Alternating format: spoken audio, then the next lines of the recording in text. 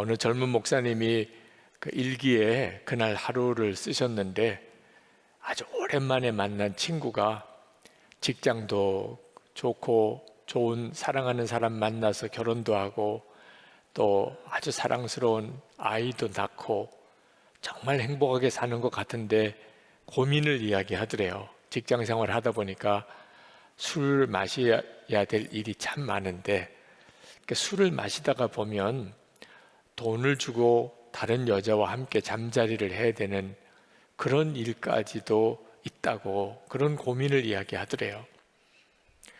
그래서 아내를 사랑하지 않느냐 그랬더니 아내를 정말 사랑하는데, 그리고 아내에게 자기가 죄를 짓는 것 같은 마음이 드는데도 자기가 그걸 끊지 못한다는 이야기를 듣고, 이제는 끊자, 더 이상 그렇게 살면 안 되잖아, 그렇게 이야기를 했더니 그 친구가 눈을 반짝거리면서 안 돼, 오늘은 안 돼, 오늘 너무 중요한 술자리가 약속돼 있어, 내일부터 할게.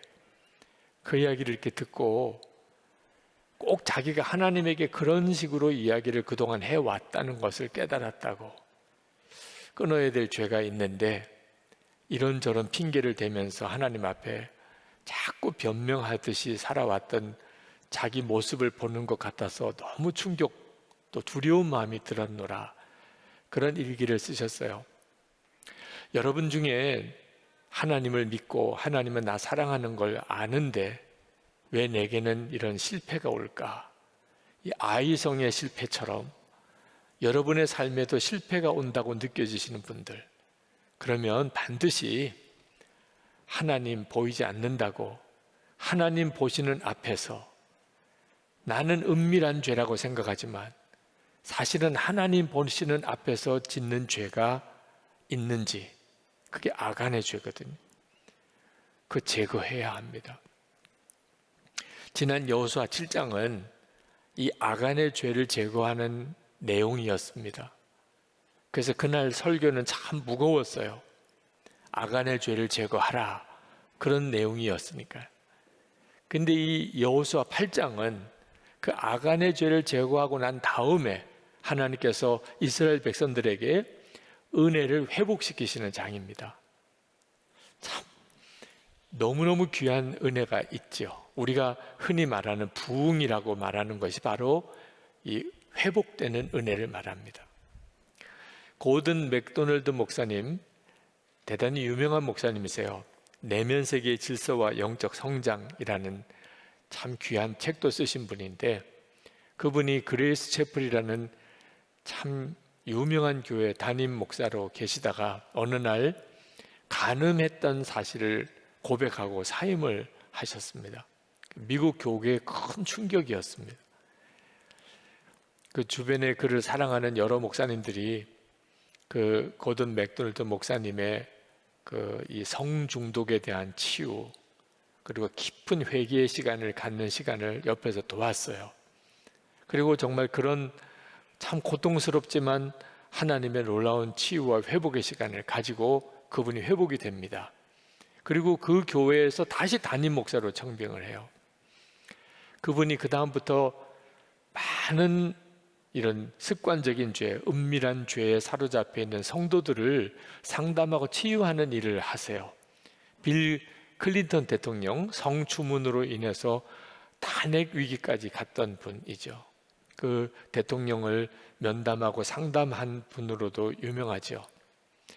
그가 회복되고 난 다음에 그가 책을 쓰면서 그 사모님과 함께 책을 썼는데 그가 이렇게 고백을 했습니다. 우리는 정상에 섰습니다. 그동안의 길은 길고도 험했습니다. 그러나 아주 귀중한 경험이었습니다. 우리는 산 등성이에 핀 야생화를 보면서 목마르면 바위 틈에서 솟아나는 샘물을 마시면서 꾸준히 걸어왔습니다. 여기저기서 우리는 우리의 삶을 수술하기도 했습니다. 우리는 낭떠러지에 떨어지기도 했습니다. 그러나 우리는 또 일어섰습니다. 이제 드디어 정상에 올랐습니다. 우리는 산 정상에서 함께 기뻐하며 서로를 바라봅니다. 그러나 아직도 우리가 올라야 할 산 등성이가 또 앞에 놓여 있는 줄 압니다. 그러나 우리는 함께 감당할 것입니다. 여러분 중에도 실패를 겪으면서 지금 고통 중에 있는 분, 낙심한 분들도 있으실 거예요. 근데 하나님의 은혜의 회복이 항상 있습니다. 오늘 여러분에게 그 은혜가 있기를 축복합니다. 이스라엘 백성들의 이 은혜의 회복의 과정을 보면 아간의 죄가 제거되었어요. 하나님을 전혀 바라보지 못하고 그 참 부끄러운 죄를 짓는 그런 은밀한 죄의 삶, 이게 제거됩니다. 그리고 난 다음에 하나님께서 이스라엘에 회복을 주시는데 단순히 아간의 죄만 회복이 된 게 아니었어요. 이스라엘 백성들이 하나님을 전적으로 의지하는 삶을 다시 회복하게 됩니다. 이 여리고성이 무너졌을 때 그건 전적으로 하나님의 역사예요. 이스라엘 백성이 한 것이라고는 소리 지른 것밖에 없습니다. 그런데 성이 다 무너졌어요. 그렇지만 가만히 살펴 읽어보면 이스라엘 백성들이 여리고성이 무너질 때 하나님의 말씀에 철저하게 순종하고 의지했던 것을 알 수가 있습니다. 그들은 아침 일찍 일어나요. 여리고성을 돌 때. 그리고 하나님의 말씀에 철저하게 순종합니다. 말하지 말라 그러면 말하지 않아요. 한 번 돌라 그러면 한 번 돕니다. 7번 돌라 그러면 7번 돌아요. 소리 지르라 그러면 함께 소리 질렀어요. 항상 여호와의 언약궤를 가운데 두고 그 언약궤를 중심으로 성을 돌았어요. 그런데 지난번 아이성 전투 때는 이스라엘 백성들의 태도가 완전히 달랐어요. 그들은 아이성 전투를 위해서 아침에 일찍 일어났다거나 하나님께 어떻게 해야 되나요? 기도했다는 기록이 없어요. 여호와의 언약궤를 앞뒤로 그들이 그 전쟁터에 나갔던 기록도 없어요. 마치 하나님을 잊어버린 것 같아요.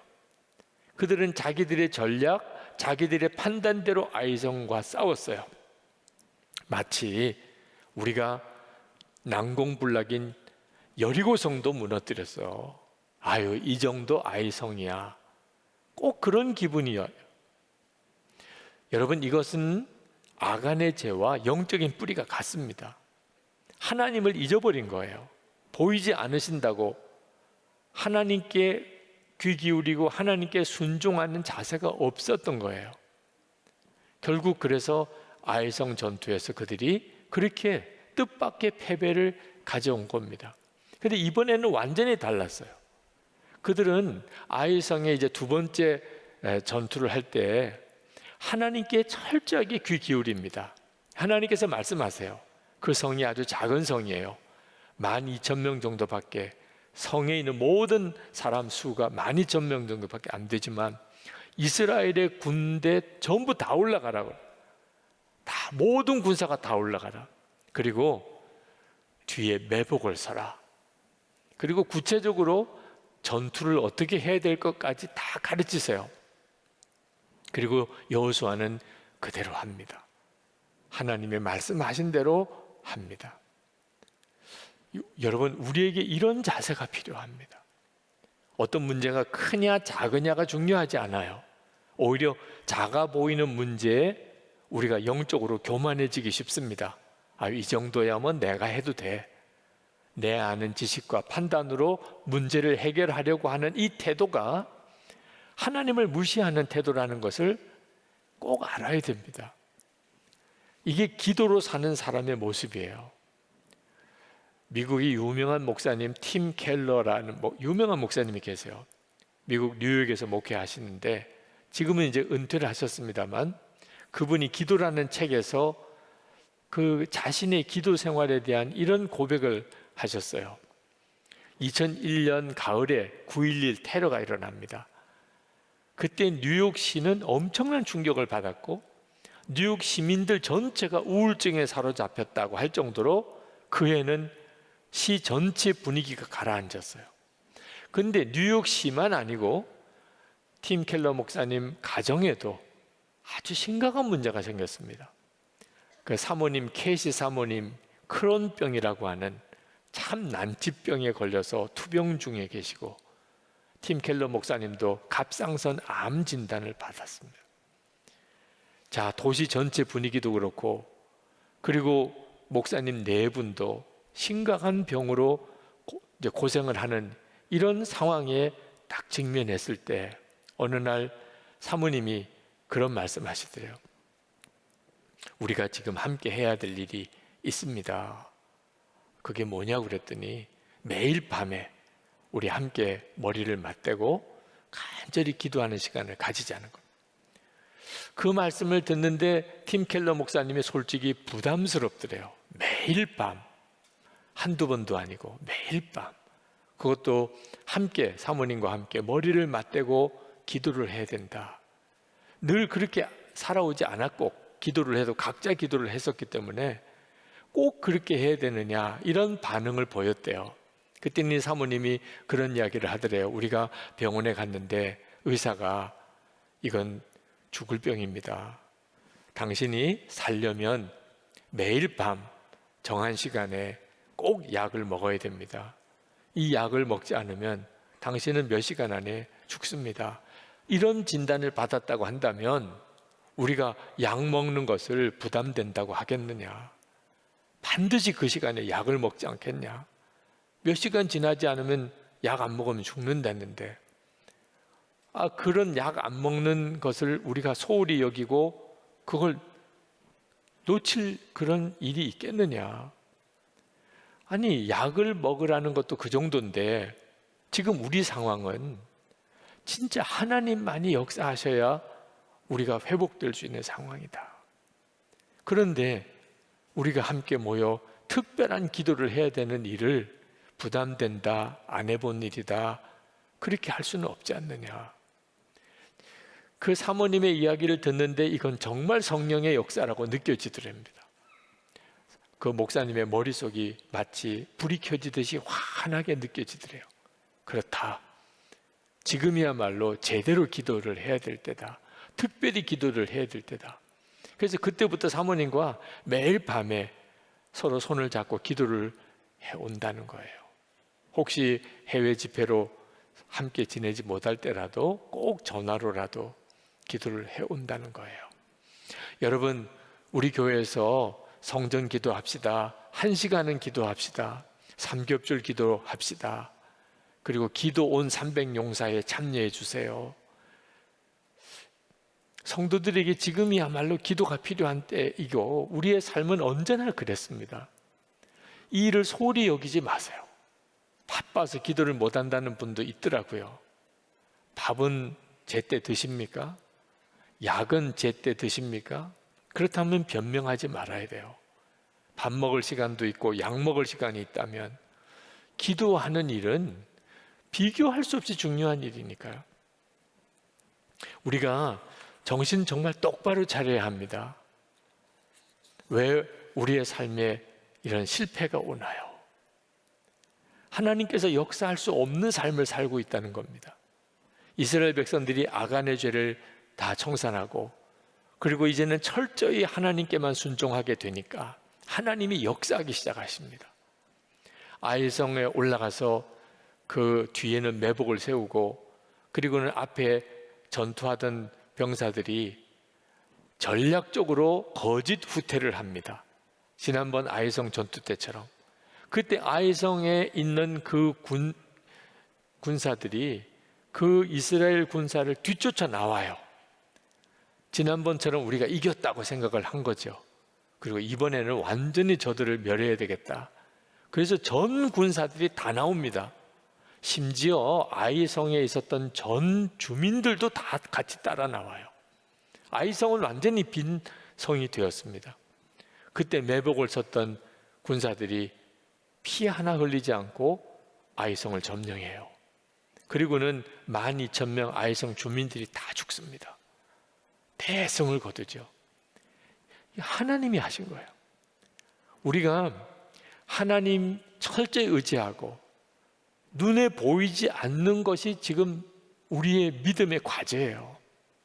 하나님 보이지 않으시니까 안 계신 줄로 아는 겁니다. 그래서 은밀한 죄도 짓고 그리고 자기 판단대로만 하는 거예요. 여러분, 이것을 완전히 바꾸셔야 합니다. 그러면 반드시 하나님의 역사가 일어나요. 왜 내 인생은 이렇게 굴곡졌을까? 여러분 한탄하시는 분이 있나요? 하나님을 진짜 의지하지 않고 살고 있기 때문에. 며칠 전에 광주에서 건물이 붕괴되는 사고가 있었습니다. 블랙박스에 그 장면이 찍혀서 생생하게 보았어요. 뉴스를 보는데 가슴이 철렁 내려앉더라고요. 2014년 세월호 사고 때 이스라엘에서 안식년 중이었습니다. 한국에서 들려오는 소식을 듣고 그렇게 눈물이 쏟아지더라고요. 이건 어른들인 우리 때문이라. 어떻게 이런 일이 일어날 수 있을까? 왜 우리나라는 무슨 사고나 문제가 생길 때 배우지 못할까? 깨닫지 못할까? 왜 이런 일이 반복해서 일어나는 걸까? 그런 생각 때문에 참 마음이 아팠어요. 그런데 이번 코로나19 때 우리나라 평소답지 않는 그런 모습을 우리가 보여주었습니다. K방역이라고까지 이름이 붙여질 정도로 꽤 우리가 코로나19에는 잘 대처한 것 같아요. 그건 2015년 메르스 사태 때 배운 교훈 때문입니다. 그때 질병관리본부가 그때 있었던 일들을 솔직히 다 많은 실패 사례를 공개적으로 공개하고 검토했습니다. 전문가들을 모아서 위원회를 만들고 분석도 했습니다.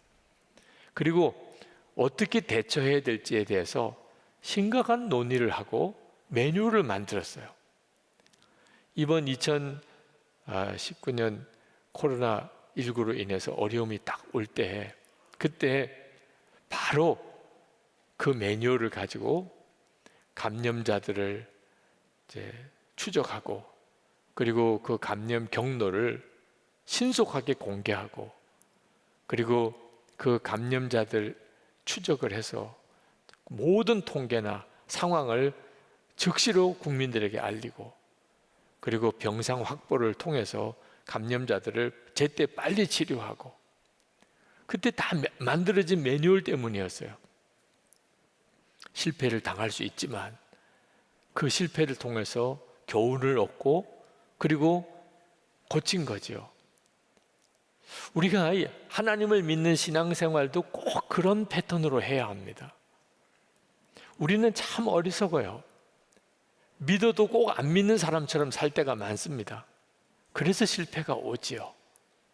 하나님은 도무지 역사 안 하시는 것처럼 보일 때가 있습니다. 그럴 때 여러분 빨리 깨달아야 돼요. 왜 이런 일이 벌어질까? 왜 하나님은 역사하지 않으실까? 그래서 우리 스스로를 돌이켜야 합니다. 저는 이번에 교육관 건축 과정을 통해서 깊이 깨달은 것이 있어요. 이건 전적으로 하나님의 은혜입니다.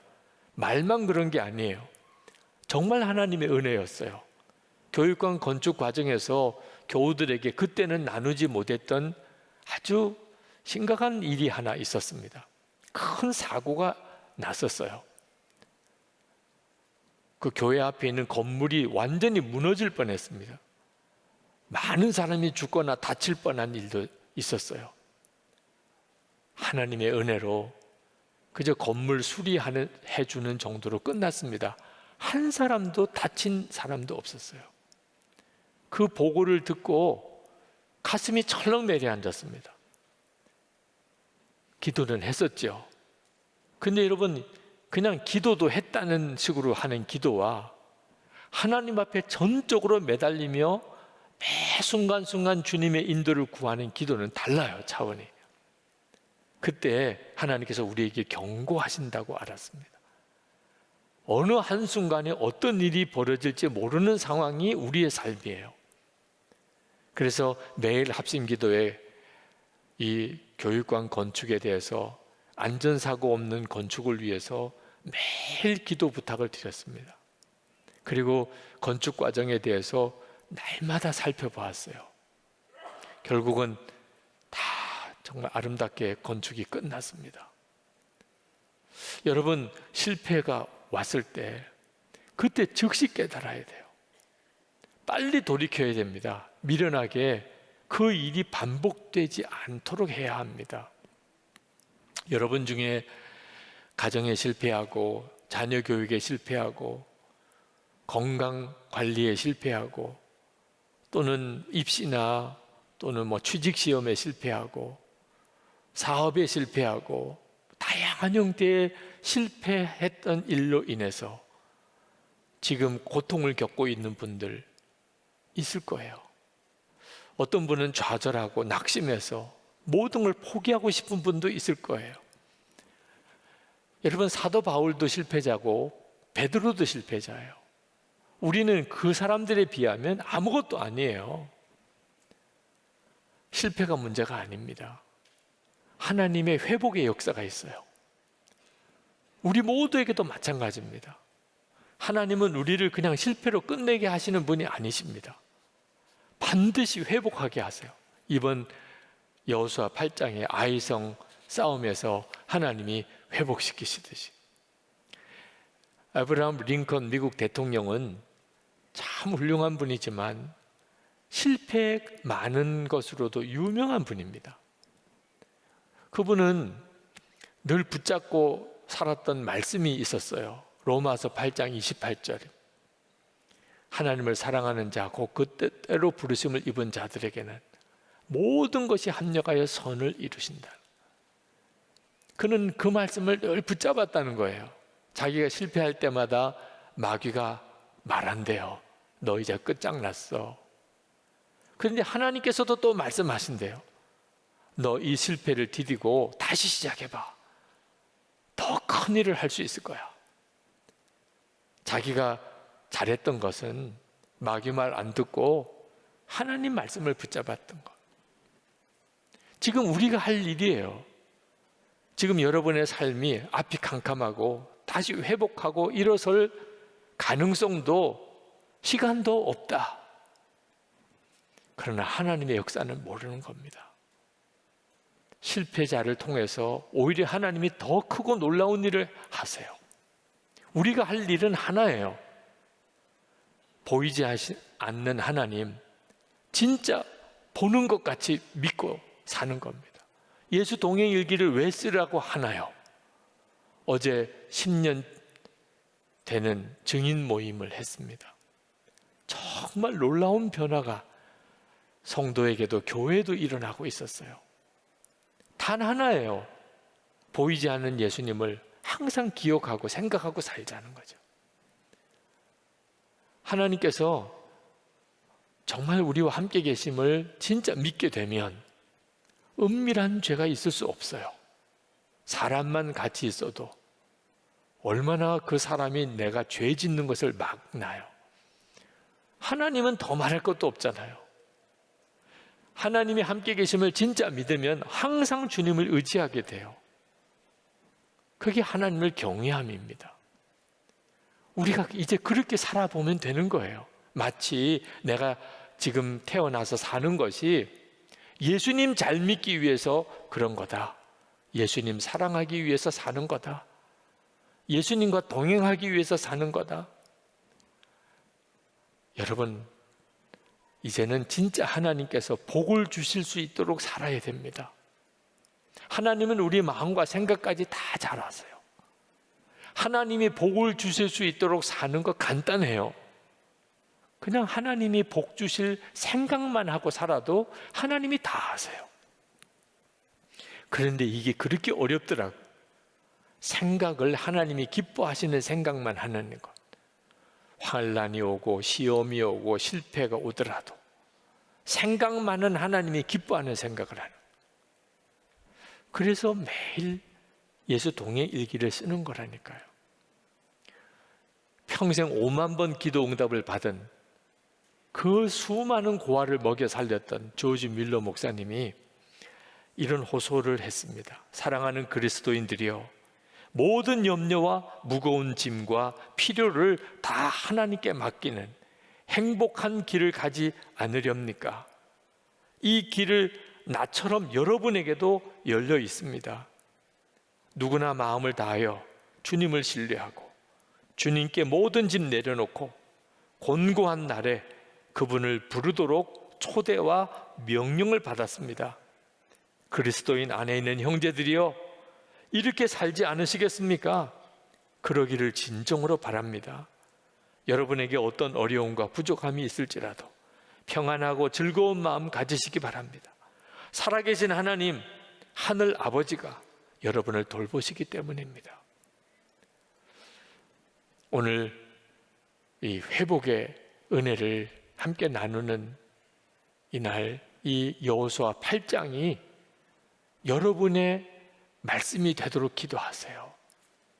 여러분의 개인의 삶, 가정, 여러분의 일터와 사업, 우리 교회, 한국 교회, 이 여호수아 8장의 말씀이 우리에게 이루어지게 해 주옵소서. 우리가 다시 하나님의 은혜를 회복하게 하소서. 이 땅에 하나님이 새로운 부흥을 주소서.